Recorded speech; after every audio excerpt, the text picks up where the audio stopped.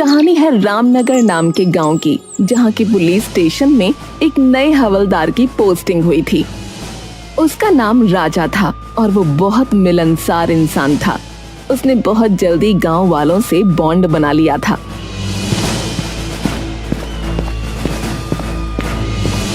अरे मुखिया जी प्रणाम, क्या हाल चाल है आपका?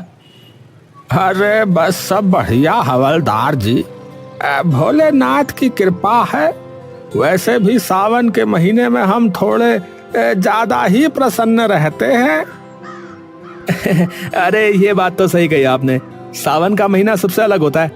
चारों तरफ हरियाली और भोलेनाथ की भक्ति, ऐसे में जो दिन कटते हैं उसका कोई जोड़ ही नहीं है। बिल्कुल सही कहा हवलदार साहब।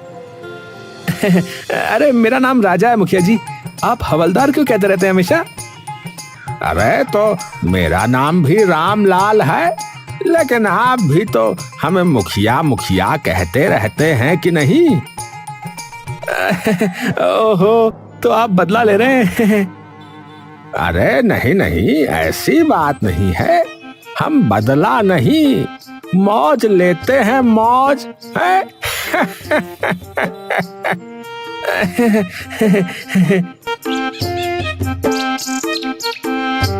राजा हवलदार हंसते हुए वहां से चौकी की तरफ चला गया। रामनगर के सभी बाशिंदों के बीच में ऐसे ही तालमेल बैठा हुआ था। वो गांव एक परिवार के जैसा था। सीमा खाना दे दो, फिर मैं खेत पर जाऊं। हाँ ये लीजिए, आपने कहा और खाना तैयार है। हाँ, तुम ना होती तो मेरा क्या होता। मैं खिला देती। अरे शांति चाची, आओ आओ, कैसी हो? मैं तो अच्छी हूँ, बस तुमसे बात करने आई हूँ। ये पवन खेत पर चला जाए फिर बात करूंगी। है? क्यों? मेरे सामने क्यों नहीं कर सकती? तुझे औरतों की बातों में क्यों घुसना है? चल भाग यहाँ से। तीनों हंस पड़े और पवन खेत पर चला गया। शांति चाची ने जैसे ही सीमा को अकेला पाया, वो अपनी बातों की पोटली खोलकर बैठ गईं। पहले तो हल्की फुल्की गपशप, मोहल्ले की बहुओं की बातें, और फिर धीरे धीरे असली मुद्दे की तरफ वो बढ़ी। सीमा बेटा, तेरे से एक बात करनी थी। वैसे तो बड़ी बात नहीं है, पर मन में खटक रही है 2 दिन से। अरे चाची, आप तो डराने लगी, बोलिए ना क्या बात है। हमारे घर से चांदी का लोटा गायब हो गया है। मेरी अम्मा का दिया हुआ था, बहुत प्यारा था मुझे। चांदी का लोटा? अरे आपने शायद किसी को दे दिया होगा इस्तेमाल के लिए। चांदी का लोटा भला किसी को क्यों दूंगी? हाँ, ये बात भी सही है। कहीं रखकर भूल तो नहीं गई आप? सीमा ने पूरा घर छान मारा, रसोई, ओसारा, पिछवाड़ा, लेकिन चांदी का लोटा कहीं नहीं मिला। एक गहरी चिंता की रेखा उसके माथे पर खिंच गई। चाची, कहीं कोई उठा तो नहीं ले गया? पता नहीं बेटा, खैर अब क्या कर सकते हैं, भगवान देख रहा है। सीमा चुप रह गई, लेकिन तभी उसे कुछ और याद आया। उसकी भी कुछ चीजें गायब थीं। अरे चाची, एक बात बताऊं, परसों से मेरी एक जोड़ी पायल भी नहीं मिल रही है। क्या? ये तो बहुत अजीब बात है। तेरे घर से भी गायब, हमारे घर से भी। कुछ तो गड़बड़ है सीमा। इधर सीमा शांति की बातों का सिलसिला खत्म नहीं हुआ था, उधर पूरे गांव में कुछ न कुछ गायब होने की खबरें आने लगीं। कहीं से गहने, कहीं से जूते, तो कहीं से किसी की साइकिल। यार, मेरी वो महंगी वाली घड़ी भी नहीं मिल रही। भूत उठा ले गया क्या उसे? यार हमारे घर से तो 10,000 रुपए गायब है। बताओ कौन चोर है जो इतनी सफाई से चोरी कर रहा है यार? गांव के लोग पहले इसे हल्के में ले रहे थे, पर जैसे जैसे सामान की लिस्ट बढ़ती गई, एक बेचैनी पनपने लगी। फिर अगली सुबह, पवन, मेरी अंगूठी, मेरी सगाई की अंगूठी कल रात अलमारी में रखी थी, अब नहीं है।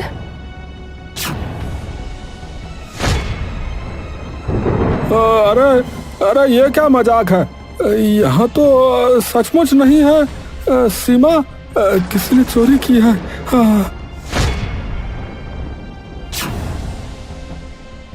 शोर मच गया, गांव के लोग जमा हो गए।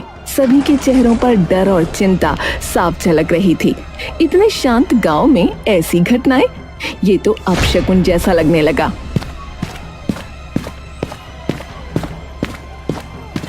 अरे क्या हुआ, किसने शोर मचाया हुआ भाई? राजा भैया, मेरी बीबी की जो है अंगूठी चोरी हो गई है। अलमारी में रखी थी पर अब नहीं है। हमारे गांव में ये क्या हो रहा है? कौन है जो सबके घरों से चीजें उठा रहा है? अरे अरे सब शांति रखो, हम भी चौकी में इस पर बात कर रहे थे। खबर पक्की है, एक गिरोह आया हुआ है इस इलाके में। वो घरों की जानकारी जुटाता है और फिर सामान गायब करता है। कितने लोग हैं ये तय नहीं है, 2, 4 या 10 भी हो सकते हैं।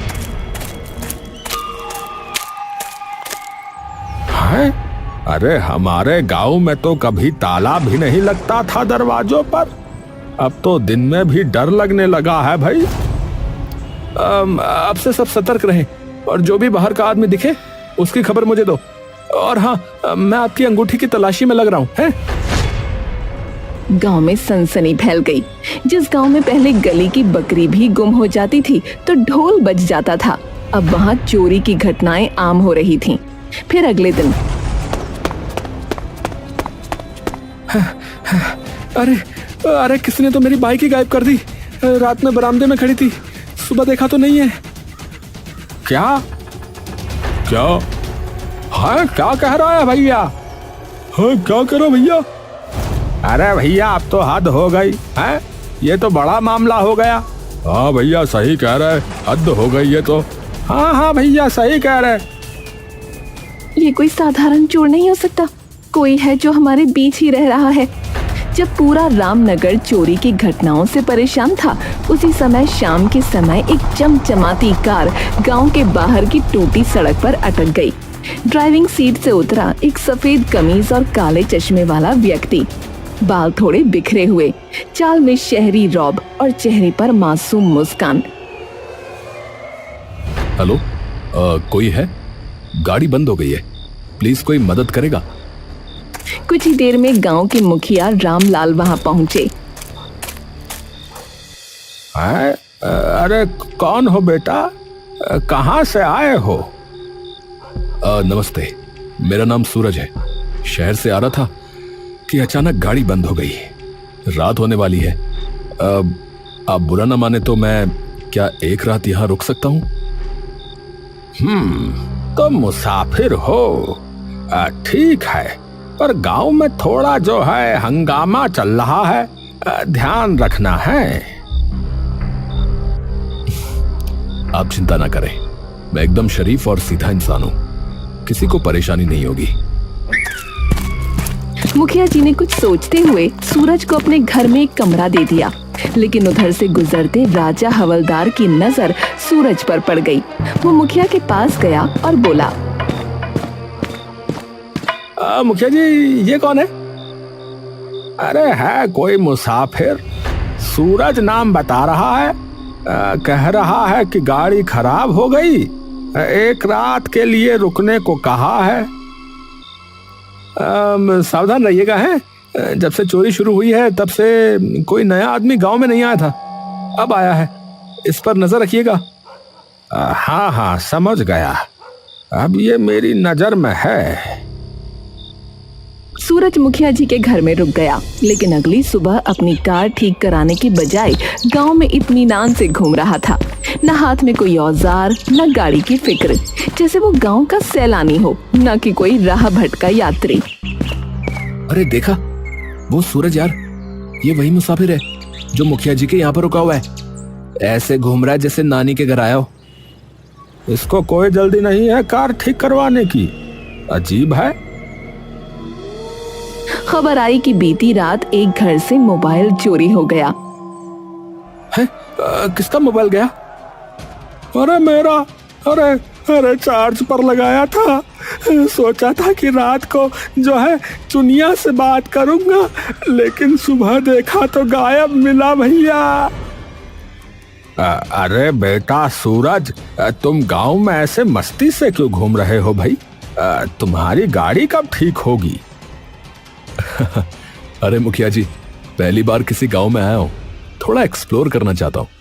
बहुत सुंदर गांव है आपका, शांति, हरियाली और हाँ, अपनापन भी। सुंदर तो है, पर तुम जो है अपनी गाड़ी पर ध्यान दो, वो ज्यादा जरूरी है। सूरज ने मुस्कुराते हुए सिर हिलाया, लेकिन गांव के लोगों की आंखों में अब संदेह गहरा होने लगा था। और फिर रात के समय चौपाल पर पता नहीं क्या हो रहा है यहाँ पर। चौकी में भी यही बात चल रही है, लेकिन कोई सबूत ही नहीं मिलता। बेटा जल्दी कुछ करो। किस बात की चर्चा हो रही है? आप लोग इतने तनाव में क्यों हैं? अरे तुम्हें नहीं पता है, गांव में एक के बाद एक चोरी हो रही है, चप्पल से लेके मोबाइल तक, और अब तो अंगूठी और बाइक भी। ओहो, बहुत बुरा हुआ। तो फिर जल्दी ही मुझे यहां से निकल जाना चाहिए। मैं आज ही मैकेनिक ढूंढता हूं। पर उस दिन भी सूरज ने ना तो किसी मैकेनिक से बात की और ना ही खुद गाड़ी खोलने की कोशिश की। वो बस मुस्कुराता रहा, टहलता रहा। फिर उसी रात पवन को नींद नहीं आ रही थी, उसे कुछ बेचैनी सी हो रही थी। तभी उसने देखा कि कोई एक परछाई गलियों में घूम रही है। अरे ये कौन है? इतनी रात गए। पवन ने चप्पलें पहनी और चुपचाप उसका पीछा किया। परछाई ने मोड़ लिया। पवन ने आंखें गड़ा दी। सूरज? वो सूरज ही था, मुसाफिर जो अब गांव की गलियों में रातों में भटकता रहता था। पवन ने कुछ नहीं कहा, बस वापस लौट आया। और सुबह होते ही राजा से मिलने पहुंचा। राजा भैया, मैंने जो है सूरज को रात में गलियों में घूमते हुए देखा। हाँ, जरूर कोई गड़बड़ है। हाँ। मैं भी जागा हुआ था कल रात। मैंने उसे पेड़ पर चढ़ते हुए देखा। सोच रहा था कि देखूं वो कर क्या रहा है, पर कुछ समझ में नहीं आया। राजा और पवन अब सीरियस हो चुके थे। गांव में सूरज के रहस्य को सुलझाना जरूरी हो गया था। बस अब बहुत हो गया, चलो उसकी गाड़ी चेक करते हैं।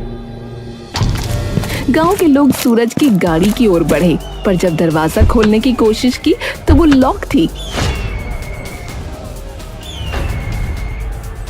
अरे खोलो खोलो, अरे भैया देखना है कि इसके अंदर क्या छुपा है। हाँ। अरे अरे अरे, क्या कर रहे हैं आप लोग? ये मेरी गाड़ी है भाई। देखो भाई, तुम्हारी गाड़ी 2 दिन से यहाँ पर खड़ी है, ना मैकेनिक को बुलाया तुमने, ना ही कुछ किया इस पे। अब बताओ तुम कब जा रहे हो? मैंने गांव के बाहर वाले मैकेनिक को दिखाया था, पर उसे कुछ समझ में नहीं आ रहा है। तो अब मैं अपना आदमी भेजता हूँ, वो सही करवा देगा। अब और नहीं रुकोगे तुम? हाँ ठीक है, बस एक रात और, सुबह निकल जाऊंगा। ठीक है। फिर एक रात आई। पवन और राजा अब चुपचाप निगरानी कर रहे थे। तभी देखा कि एक परछाई फिर किसी के घर में घुस गई। अरे भैया, वो रहा चोर, यही मौका है, चलो। दोनों दबे पांव उस घर की ओर गए, झटके से दरवाजा खोला और पकड़ लिया उस परछाई को। अरे पकड़ लिया, पकड़ लिया, पकड़ लिया। अब बता कौन है तू? कौन है तू? सूरज ही है ना? मुंह दिखा जरा अपना। लेकिन वो सूरज नहीं था, बल्कि शांति का बेटा गौरव था। अरे रे, अरे मैं अपनी गर्लफ्रेंड से मिलने आया था। घर में वो अकेली थी, इसलिए। प्लीज हमारे माँ बाप को मत बताना, हमारी जान चली जाएगी। अरे ओहो, चोरी नहीं इश्क हो रहा था यहाँ तो है। अरे मोरी मैया, इस गांव में अब प्यार भी चोरी जैसा हो गया है। चलो बच्चों, इस बार बच गए, लेकिन अगली बार सीधे पंचायत में मुलाकात होगी। पवन और राजा उस मोहब्बत की गलती वाले घर से हंसते हुए बाहर निकले ही थे कि अचानक राजा की नजर एक खंभे की ओर गई। चौंक कर उसने पवन की बाह पकड़ी। अरे पवन, वो देख, खंभे पर फिर वही। अबे सूरज कहीं के, अरे ये फिर चढ़ गया। अबे ओ मुसाफिर, नीचे उतर। सूरज सकपकाया, जैसे चोर रंगे हाथ पकड़ा गया हो। फौरन नीचे उतरा। अबे कभी पेड़ पे कभी खंबे पे, हैं? क्या खोज रहे हो ऊपर ऊपर, हैं? अरे कुछ नहीं, वो क्या है ना कि नींद नहीं आती तो बस ऐसे ही टहलता रहता हूँ, और थोड़ी ऊंचाई से गांव को देखना बड़ा अच्छा लगता है मुझे। है? रात में पेड़ों पर चढ़ाई? ये कोई योग साधना चल रही है क्या? बस बहुत हो गया, चलो मुखिया जी के पास चलो। दोनों से लेकर मुखिया के पास पहुंचे। मुखिया जी, ये जो आपके यहाँ रुका है, आपको पता भी नहीं चलता कि ये कब घर से गायब हो जाता है। अभी खंबे पे था, कल पेड़ पे था। अब जो है इसे घर में बंद करके रखिए। हाँ, जब तक इसकी गाड़ी ठीक ना हो जाए ये बाहर नहीं निकलेगा। ठीक है, जब तक गाड़ी सही नहीं होती ये मेरे घर में ही रहेगा। राजा और पवन जाने को ही थे कि राजा एकदम से रुक गया। रुको, मुझे अब इस मुसाफिर पर एक कौड़ी का भी भरोसा नहीं रहा, और मुझे लगता है कि इसकी गाड़ी भी एकदम सही है। चलो देख लेते हैं। सूरज के चेहरे पर हल्की घबराहट थी। राजा और पवन उसके साथ गाड़ी के पास पहुंचे। सुबह लगभग हो चुकी थी। हाँ भाई, चाबी निकालो और चलाओ इसे। पर मैंने बताया था ना कि अरे भाई चलाओ इसे। राजा ने चाबी घुमाई और इंजन एक झटके में स्टार्ट हो गया। देखा, अरे हम नहीं कह रहे थे, इसकी गाड़ी एकदम सही है। अब पुलिस आएगी और तेरा तमाशा यहीं खत्म होगा। अरे रुको रुको भाई, सिर्फ इतना ही काफी नहीं है इसे चोर साबित करने के लिए। मैं कहता हूँ कि एक दिन और रुक के देखना चाहिए। अगर ये चोर नहीं निकला तो हमारा गांव बदनाम हो जाएगा। मैं चोर हूं ही नहीं, चाहो तो मेरी तलाशी ले लो भाई। अरे तो चुप रह। और मुखिया जी, ये आदमी यहाँ झूठ बोल रहा है। गाड़ी ठीक है फिर भी ठहरा हुआ है, ये चोरी से कम नहीं है। तभी भीड़ जमा हो गई। गांव वाले आ गए। सबकी आंखों में सवाल थे। तभी सूरज ने एक अजब बात कही। वैसे इतनी चोरियां हुई, लेकिन राजा जी के यहाँ कभी कुछ चोरी नहीं हुआ, ऐसा कैसे? अरे हाँ, ये तो अजीब बात है। इसका मतलब? इसका कोई मतलब नहीं है। चोर को अभी मौका नहीं मिला मेरे घर का, और फिर मैं हवलदार हूँ। चोर डर रहा होगा। चोर किसी से नहीं डरते। अरे चुप रहो, एक हवलदार पर इल्जाम लगाते हो। अब देखो मैं क्या करता हूँ। राजा ने सूरज के हाथ में हथकड़ी डाल दी। एक पुलिस वाले पर उंगली उठाने के जुर्म में मैं तुझे गिरफ्तार करता हूँ। हाँ तो सुनो, असली गिरफ्तारी अब होगी।